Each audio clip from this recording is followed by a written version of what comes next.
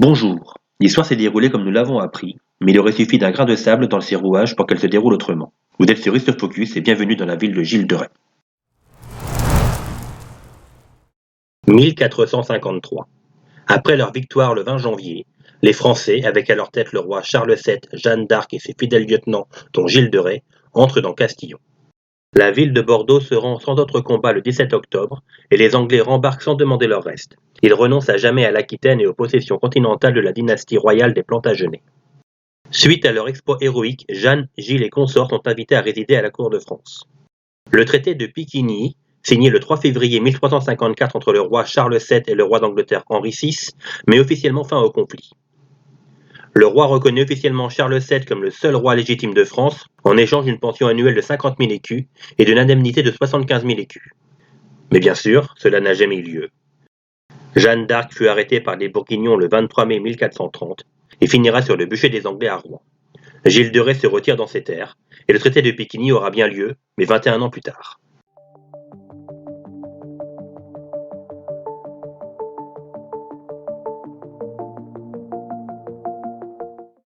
Nous sommes dans la première moitié du XVe siècle, sous le règne du dauphin Charles VII. La France est livrée aux Anglais. Gilles de Rais est un des hommes les plus riches et les plus influents du royaume. Le baron se montre brave et courageux aux côtés de Jeanne d'Arc, cette chef de guerre qui sauva Orléans. Son héroïsme est même récompensé par Charles VII, il est nommé maréchal à 25 ans seulement. Ce chevalier a-t-il sombré dans le satanisme, le crime et la pédophilie pour devenir l'un des plus grands criminels pédophiles de l'histoire, ou a-t-il été la victime d'un vaste complot? Retour sur la vie de Gilles de Rais. Gilles de Rais est né en 1404 au château de Chantaussé dans le Maine-et-Loire. Son père, Guy de Laval, hérite des terres de sa tante Jeanne la Sage, alors sans héritier. Il doit remplir 3 conditions: protéger ses biens, ses terres, et faire perdurer les armes de la famille Rais. Les 2 parents, Guy de Laval-Rais et Marie de Craon, font un pèlerinage à Saint-Gilles dans le Cotentin pour demander au saint un fils. S'il exauce leur vœu, ils appellent le marmot Gilles. Et bim, voilà notre futur sataniste arrivé sur le devant de la scène. Et le gamin n'est pas n'importe qui, la lignée est belle. C'est quand même l'arrière-petit-neveu du célèbre Duguay-Clin, et il appartient à une des plus puissantes familles du royaume. Entouré de grands maîtres en art, théâtre et écriture, il reçoit une bonne éducation. Dans cette enfance heureuse et douce, il est aussi éduqué au maniement des armes. Après la naissance d'un petit frère, René, sa mère, Marie de Craon, meurt, suivie par son père Guy de Laval-Rais en 1415. Gilles a 11 ans. C'est donc le grand-père, Jean de Craon, qui récupère les petits et se charge de leur éducation. Seulement le papy, c'est pas un papy gâteau. C'est un homme cruel et c'est là que ça commence à dégénérer. À l'apprentissage de l'honneur et de la chevalerie, le bon monsieur leur apprend d'autres préceptes, des exhortations à mal agir, à user de la force plutôt que du droit, à brusquer les consciences. Cette éducation spartiate force Gilles de Rais à quitter le domaine de Chantaussé et à épouser Catherine de Thouars le 30 novembre 1420. Il se jette aussi dans la fureur de la guerre, et la violence et le sang. Il adore. 5 ans d'éducation à la dure, ça vous marque un bonhomme, surtout quand on a déjà montré des signes avant-coureurs plus jeunes. On lui avait offert 10 molosses, et un peu curieux, il les affame pour voir ce qui se passe. Ensuite, il les emmène dans la campagne de Chantaussé, et ça tombe bien, il y a là des moutons qui paissent tranquillement avec un jeune berger à leur côté. Et là, Gilles lâche les chiens. À la vue du carnage, il avoue avoir tremblé d'une joie malsaine en regardant les crocs s'enfoncer hideusement.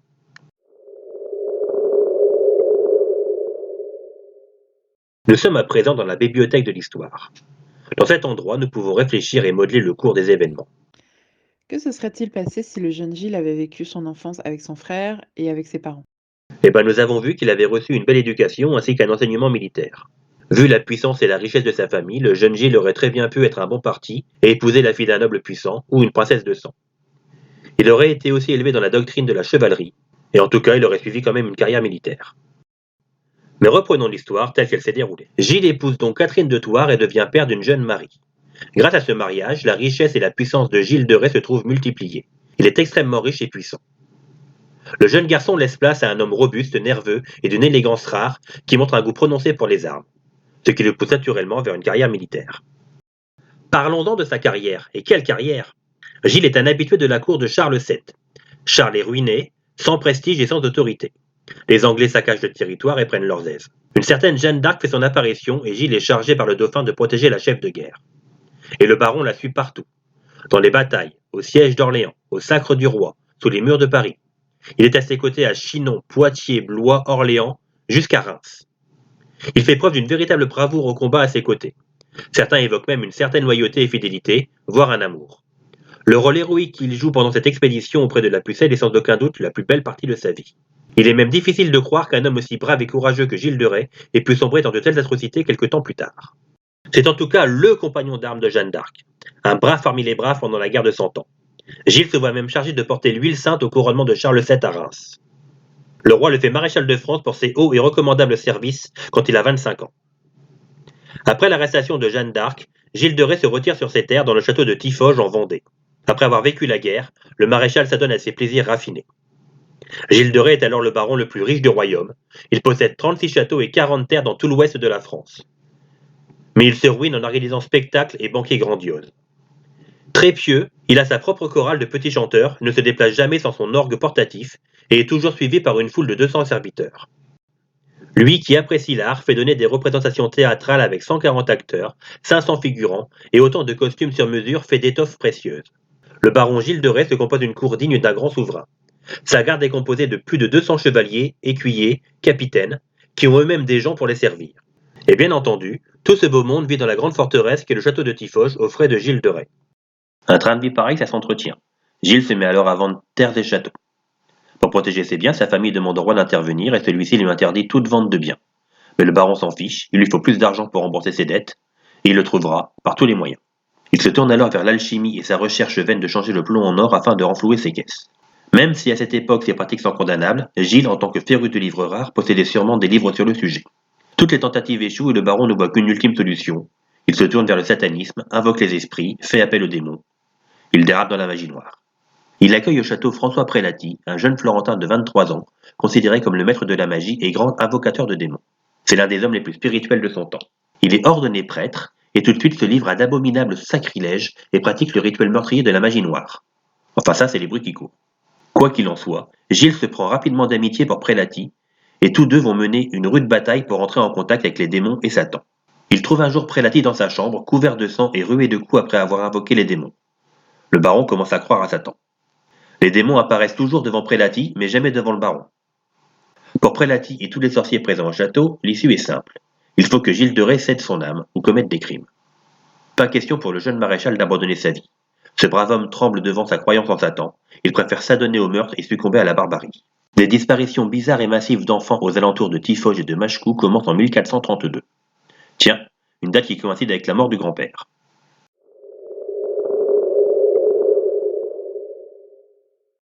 Retournons un peu dans la bibliothèque de l'histoire et réfléchissons un instant aux conséquences de la mort du grand-père de Gilles. L'ancêtre, vicieux et cruel, était-il le seul repère de Gilles qui l'empêchait de sombrer totalement dans le crime? En tout cas, du temps de Papy, que dalle, nada, pas un crime. Pourquoi Gilles a sombré dans l'horreur, la folie, le satanisme à ce moment-là? Son attrait pour l'alchimie est-il la cause de son comportement? Pour commencer, revenons sur la définition du terme d'alchimie. Jusqu'au XVIIe siècle, ce terme désigne tout simplement la chimie. C'est ce que les scientifiques de l'époque pratiquaient et toutes les légendes qui en résultent sont intéressantes à aborder. On peut notamment citer la fameuse pierre philosophale qui avait la réputation de transformer le métal en or, de donner également l'immortalité et la connaissance absolue. Le truc badass qui apporte un peu de puissance à celui qui la possède. Imaginons qu'il ait gardé sa fortune intacte. La mort de son grand-père aurait-elle quand même déclenché sa fureur criminelle?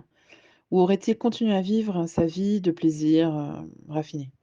On peut imaginer qu'il aurait continué de vivre en donnant de somptueuses fêtes et qu'il ne se serait jamais tourné vers sa quête de l'or facile. Mais reprenons le cours de l'histoire.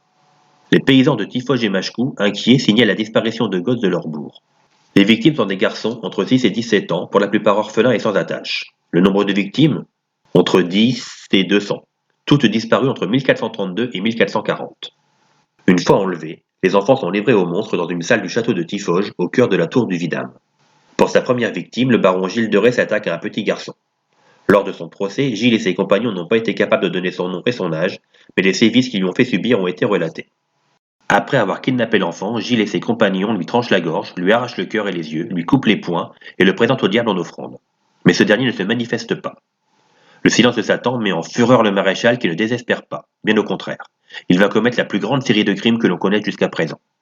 Pendant 8 années, de 1432 à 1440, les habitants de l'Anjou, de la Bretagne et du Poitou vivront dans la terreur. Leurs enfants disparaissent les uns après les autres sans aucune trace de leur corps. Leurs progénitures sortant de l'école et allant jouer ne reviennent jamais à la maison. Les parents crient, pleurent, mais en vain. Les raisons de ces crimes sont totalement inexpliquées. Des légendes se dispersent comptant qu'il s'agirait de méchantes fées ou de génies malfaisants. La population cherche des explications à la disparition de leurs enfants.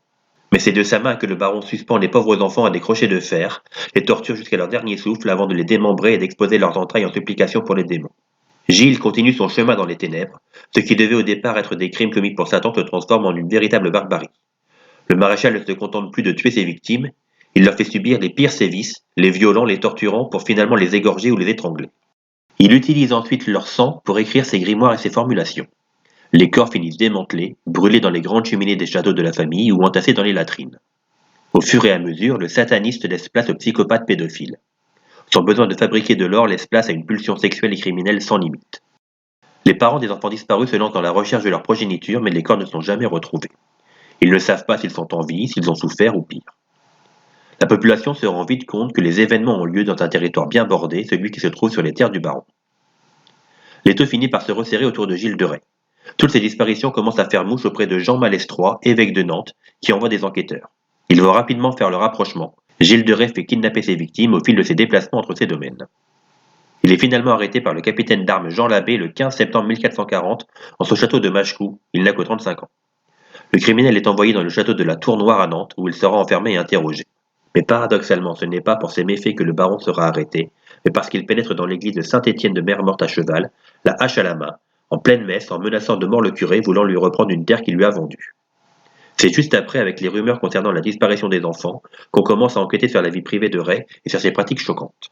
D'ailleurs, lors de son procès, des 49 chefs d'accusation retenus contre lui, ça va de la sodomie au meurtre en passant par la sorcellerie, on ne le condamne que pour le crime de lèse-majesté contre l'Église.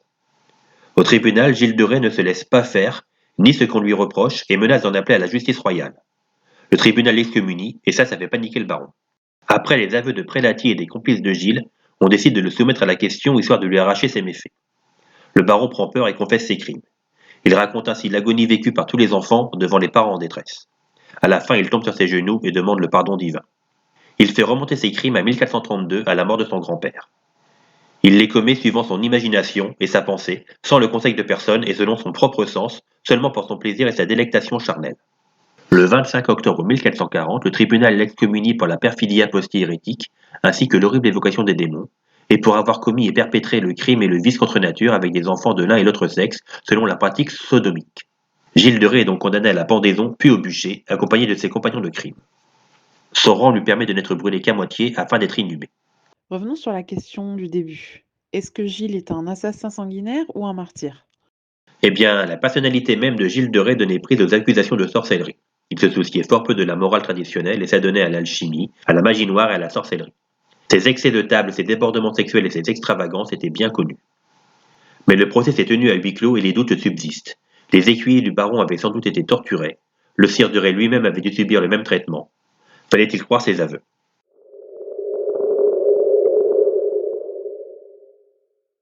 Revenons une dernière fois dans notre bibliothèque de l'histoire. Et s'il avait été victime d'une machination ourdie par Jean, duc de Bretagne, qui rêvait de s'emparer des terres du maréchal? Des historiens ont crié au complot organisé pour faire tomber le trop puissant et riche Gilles de Rais. Toutes les horreurs dont on l'accable? Fausses. D'ailleurs, on peut douter que Gilles de Rais eût été inquiété pour ses crimes d'enfant si ses dettes ne l'avaient pas conduit à vouloir reprendre par le fait d'armes un château qu'il avait vendu au trésorier de Bretagne. Par cette expédition, non seulement il violait un contrat signé, mais il bafouait les saintes lois de l'Église en entrant armé dans une chapelle pour y prendre en otage le prêtre qui y disait l'office. Dans le même jour, Gilles de Rais parvint donc à s'attirer les hostilités du duc de Bretagne et de l'évêque de Nantes. N'ayant plus d'appui du côté de ses proches puisqu'il avait par ses folles dépenses gaspillé leur héritage, Gilles de Rais fut arrêté et conduit à la prison de Nantes où une enquête sur les meurtres d'enfants avait été lancée. La chute de Gilles de Rais déliait enfin les langues, mais sans l'affaire de Saint-Étienne, on peut douter que la justice se soit émue des petits crève-la-faim qu'un si grand seigneur égorgeait. D'ailleurs, un siècle plus tard en Hongrie, Élisabeth Báthory, une grande dame, tuait ses servantes sans plus d'embarras. Elle ne fut inquiétée que lorsqu'elle s'attaqua à des filles de la petite noblesse, ce qui est un exemple flagrant de justice partisane. Mais l'intérêt historique de ces figures est ailleurs. Mais qui aurait eu intérêt à le faire tomber? Lui qui était ruiné, qui n'avait plus aucun rôle stratégique à jouer à la cour du roi Charles VII. On soupçonne deux personnes, Jean V de Bretagne et Jean de Malestroit, évêque de Nantes. Concernant le premier, Gilles était ruiné et avait besoin d'argent. Il lui a vendu ses plus belles terres à très bas prix avec la possibilité de les racheter pendant 6 ans au même prix. Par peur de ce rachat, mais aussi pour ruiner totalement Gilles et lui prendre ce qui lui reste, le duc a tout intérêt à le faire disparaître. En ce qui concerne Jean de Malestroit, il était partisan des Anglais lors de la guerre de Cent Ans et s'est retrouvé prisonnier de Gilles en 1426. Humilié, il jure de se venger. Ça tombe bien, il fait partie des juges de Gilles de Rais. En plus, le manuscrit du procès comportait des vices de procédure. On aurait des témoins manipulés, des aveux extorqués sous la violence, etc. Et les disparitions d'enfants alors? Oh, c'est chose courante à cette époque de guerre médiévale. Et puis regardez, Gilles de Rais s'est auto-accusé. Il a reconnu les crimes dont on l'accuse. Oui, des aveux obtenus en le menaçant de torture. Que diriez-vous, vous, pour échapper à la torture? Et n'a-t-on jamais vu des innocents suspectés avouer des crimes qu'ils n'ont pas commis? Mais alors pourquoi, s'il était innocent, aurait-il confessé des crimes aussi abominables? Il existe une explication vraisemblable. Gilles de Rais savait qu'une fois sous le pouvoir de ses ennemis, il serait pendu. Il se serait uniquement préoccupé de préserver sa famille et ses biens. S'il avait nié sa culpabilité et qu'on l'eût pourtant jugé coupable, ses terres et ses biens auraient été confisqués. En revanche, s'il confessait ses crimes et mourait dans le repentir, les lois du royaume stipulaient qu'au moins une partie de ses biens irait à ses enfants. C'est ce qui se produisit en effet. Si ces châteaux furent donnés au duc de Bretagne, la plus grande partie de ses richesses resta aux mains de sa famille qui ne connut pas de véritable disgrâce. Certains de ses membres remplirent même d'importantes fonctions au service du roi, mais aucun ne deviendra aussi riche et puissant que Gilles de Rais. D'après Mattei Kazaku, chercheur au CNRS, notre monstre incarne le type même du psychopathe. Il perd ses parents à 10 ans et connaît de graves problèmes affectifs, il commet des actes violents très jeunes, il commence sa carrière de prédateur relativement jeune, vers la trentaine, il s'attaque toujours aux mêmes victimes, enfants et adolescents, et son mode opératoire ne varie pas d'un pouce. Il est aussi intelligent, il parle latin et possède une grande bibliothèque, fait rare pour l'époque. Des crimes qui commencent après la mort de son grand-père en 1432. Un événement qui, couplé à de vieilles névroses et un état de choc post-traumatique dû à la guerre de Cent Ans, réveille la bête qui sommeillait en lui. De Rais avoue lui-même avoir commis ces crimes de sodomie et de torture pour son plaisir et sa délectation personnelle. Faute de preuves et de sources fiables, le mystère de Gilles de Rais reste entier. Gilles pourrait avoir été victime d'un complot, comme il peut aussi être un sadique et un pédophile. Sans aller jusqu'à l'accuser de 140 disparitions, on peut penser qu'il est tout de même responsable de la mort d'une dizaine d'enfants. En fait, on n'en sait rien. Pourtant, en novembre 1992, un tribunal composé d'anciens ministres et d'experts a lancé la révision du procès de Gilles. Verdict, acquittement. Bien sûr, cette révision n'a aucune valeur juridique, aucune juridiction n'étant compétente pour réviser un procès du XVe siècle, mais cela laisse à réfléchir. Merci d'avoir suivi cette vidéo, merci de partager, de vous abonner et de mettre le pouce bleu pour le référencement. Et n'oubliez pas, c'est en connaissant l'histoire que l'on peut saisir le présent et inventer le futur. À bientôt!